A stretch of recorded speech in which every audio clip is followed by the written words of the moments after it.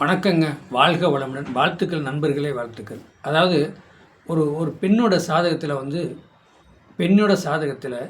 6ஆம் இடத்துல ராகு பகவான் இருக்கார். 6ஆம் இடத்துல ராகு பகவான் இருந்தார்னா, இந்த அம்மா எப்படின்னா, அவங்க ஃபேமிலியிலே இவங்க இந்த அம்மாவோட பேச்சு தான் அவங்க ஃபேமிலியிலே கேட்பாங்க. இவங்க சொல்கிறபடி தான் நடந்துக்குவாங்க. அப்படி இவங்க சொல்கிறபடி தான் நடந்துக்குவாங்க. இவர் சாதகத்தில் 6ஆம் இடத்துல ராகு பகவான் இருக்கார். ஆனால் இதில் எப்படின்னா, அந்த அம்மா சொல்கிறாங்க, சாதகம் பார்க்க வர்றாங்க. அந்த அம்மா சொல்கிறாங்க, நான் வீம்பா சண்டைக்கு போகிறதெல்லாம் கிடையாதுங்க. நான் வந்த சண்டையை விடுறதும் கிடையாதுங்க. ஆனால் என்னோட எதிரி தாங்க எனக்கு அதிகமாக வர்றாங்க. என் குடும்பத்தவே கலைக்க பார்க்குறாங்கன்னா, நாங்கள் புருஷன் முன்னாடி நாங்கள் வேறு வீட்டுக்கு போகக்கூடிய எங்கள் பசங்க மொழியில் பிரிக்க பார்க்குறாங்க. மச்சனைமார்கள்லாம் அந்த மாதிரி பிரச்சனை பண்ணுறாங்க. என்னமே ஒன்றும் புரியலன்னு அந்த அம்மா சொல்கிறாங்க. அப்போ அந்த அம்மா சாதகத்தில் எதிரி இருக்கணும். எதிரி இருந்ததுனால தான் இந்த அம்மா இவ்வளோ வரைக்கு முன்னுக்கு வந்துடுச்சு, ஜெயிச்சிருச்சு. என்னங்க, ஆனால் நான் சொன்னதே உங்கள் லக்கணத்துக்கு 6ஆம் இடத்துல ராகு இருக்காருமா, பயப்படாதீங்க. உங்களை யாருமே வெல்ல முடியாது. இன்றைக்கி உள்ள சூழ்நிலையில் அவங்களுக்கு நேரம் நல்லா இருக்குது. அதனால் உங்களை பிரச்சனை சிக்கல் பண்ணுறாங்க. பொறுமையாக இருங்க. கடைசியில் எதிரியே நீங்கள் வென்று வந்துடுவீங்க, எதிரியை நீங்கள் ஜெயிச்சிடுவீங்க.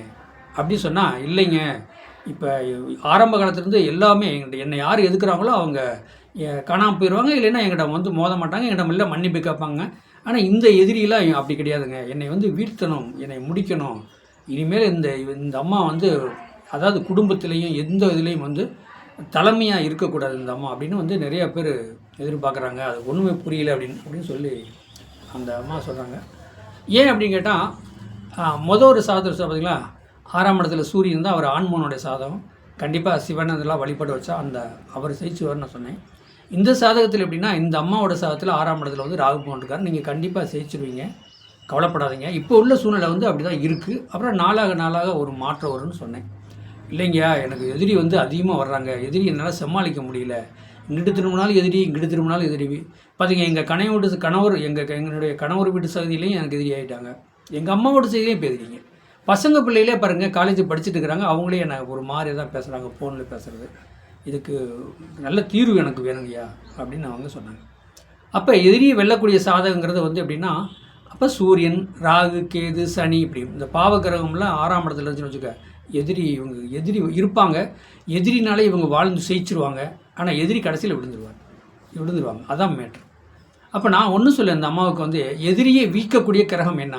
6ஆம் இடத்துல ராகு இருக்குது. கண்டிப்பாக உங்களுக்கு எதிரி இருப்பாங்க. எதிரினால தான் நீங்கள் வாழ்க்கையில் ஜெயிச்சிட்ருக்கிறீங்க. அப்போ எதிரியை நீங்கள் அந்த எதிரி இருக்கனால தான் நீங்கள் வாழ்க்கையில் ஜெயிச்சிட்ருக்கிறீங்க. உங்களுக்கு எதிரி உங்களை வீழ்த்தக்கூடாது அப்படிங்கிறத உங்களுடைய குறிக்கோள் அப்படின்னு கேட்டேன். ஆமாங்க அப்படின்னாங்க.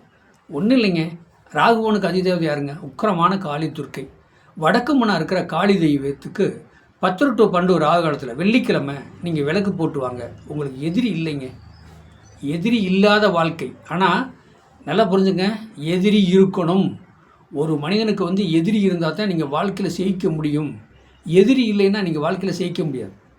ஏனாதானா இருந்துருவீங்க. எதிரி இருந்தால் தான் நீங்கள் வாழ்க்கையில் ஜெயிக்க முடியும் இந்த கலியுகத்தில். அப்போ நான் சொன்னேன், உங்களுக்கு பயம் வந்துருச்சு, எதிரி நம்மளை வீழ்த்துருவாங்க, நம்ம ஏதோ ஒன்று பண்ணி நம்ம முடியாத சூழ்நிலைக்கு வந்துருமோங்கிற ஒரு பயம் உங்களுக்கு வந்துருச்சு. அப்போ 6ஆம் இடத்துல ராகு இருக்குங்க. ராகுன்னா யாருங்க? உக்கிரமான காளி துர்க்கை. அப்போ அந்த உக்கிரமான காளி துர்க்கைக்கு நீங்கள் 10 to 12 ராகு காலத்தில் வெள்ளிக்கிழமை நீங்கள் வழிபாடு வச்சுட்டு வாங்க.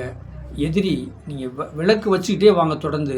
கண்டிப்பாக எதிரி மயங்கி கீழே விழுந்துருவார். அவர் உங்கள் ரயன்லேயே வரமாட்டார். நீங்கள் அந்த உக்கிரமான காளி துர்க்கைக்கு 10 to 12 ராகு காலத்தில் விளக்கு போடும்போது, ராகு 6ஆம் இடத்துல இருக்க உங்கள் லக்கணத்துக்கு உக்கிரமான காளி துர்க்கைக்கு நீங்கள் விளக்கு போடுறீங்க. அந்த நீங்கள் விளக்கு போட்டு நீங்கள் வழிபாடு வைக்கும்போதே அந்த எதிரி அங்கே உடம்பு அவருக்கு சிம்முனாயிரும். ஒரு மாதிரி உங்களை நினச்சாலே அவருக்கு ஒரு வெறுப்புத்தன்மை, ஒரு பயம், உணர்வுகள் அப்படிலாம் வந்துடும். அதனால தான் நீங்கள் அந்த 6ஆம் இடத்துல ராகு இருக்கிறவங்க, நீங்கள் எதிரியே வென்றுவீங்க, எதிரியே ஜெயிச்சிருவீங்க. நீங்கள் எதிரிகிட்டேருந்து நீங்கள் ஜெயிச்சு வந்துடுவீங்க. இது தாங்க சாதகம். கண்டிப்பாக உக்கிரமான காளி தூக்கிக்கு வழிபாடு வச்சுட்டு வாங்க. வெள்ளிக்கிழமை 10 to 12 ராகாலம். அப்போ அந்த மாதிரி வழிபாடு வைக்கிறம்போது நீங்கள் ஜெயிச்சிருவீங்க, வாழ்க்கையில் ஜெயிச்சிருவீங்க. பழைய எப்படி நீங்கள் இருந்தீங்களோ அதே சூழ்நிலை இறைவன் உங்களுக்கு கொடுப்பார். ஊரணி காளி துர்க்கை அம்மன் உங்களுக்கு கொடுக்கும். வாழ்க வளமுடன்.